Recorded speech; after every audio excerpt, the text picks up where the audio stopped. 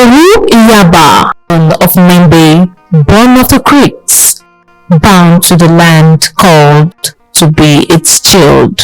A boy, the river would not drown deep in the creeks of Nembe, where the mangroves drink from both salt and fresh water, and the morning forge hangs like the breath of ancestors.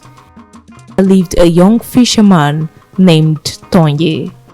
He was unremarkable by most measures, lean, quiet, the third son of a canoe maker.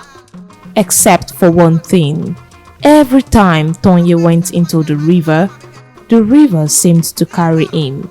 Older men had drowned in those same currents. Tonye floated. The elders whispered that the spirit of Oru Iyaba, the great python, said to guard the Nembe forest since the time of King Mingi, had chosen a new host.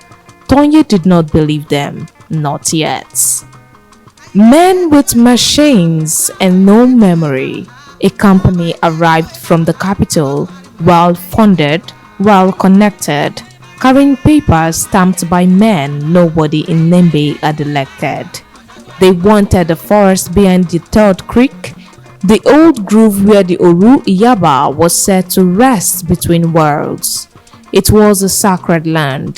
The Amayanabo of Nembe refused, so the company bribed local officials, forged land documents, and began clearing the trees at night. Farmlands dried. The fish vanished from the creeks. A strange sickness crept into the community.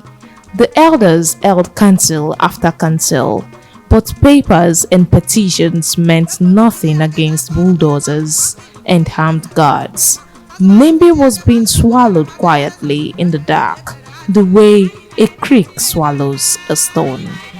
When Tonye's father was arrested on false charges, manufactured by the company to silence those who spoke loudest, Tonye went alone into the sacred grove at midnight, burning with grief. The bulldozers had already felled half the ancient trees. He sat among the stumps and wept. That was when the python came. It did not speak in words. It pressed its massive black head against Tonye's chest, and something ancient moved into him. The memory of every battle Nembe had ever fought to remain itself. The courage of men who built kingdoms on water with no stone foundations. The fury of a land that was alive and refused to be erased.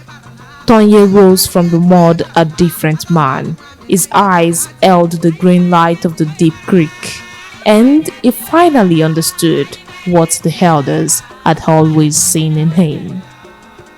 Nembe does not forget its own. What followed was not a war of guns.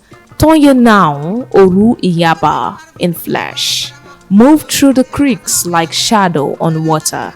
He exposed the forged documents, smuggled evidence to journalists in Port Harcourt, rallied the youth of 17 creek communities, and brought the company's corrupt local partners before the eyes of Nembe's traditional courts. A court far older and fiercer than any magistrates. One by one, the deals collapsed. The company's armed guards woke each morning to find their equipment sabotaged, their camp surrounded by canoes in dark, their communications severed.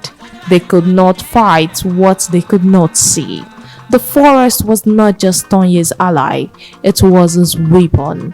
The company withdrew, the grove stood, and in Nembe, a new song was added to the ones sung at Onwu Masquerade about a fisherman's son whom the river refused to drown and the python that never truly left. Stay tuned for more stories.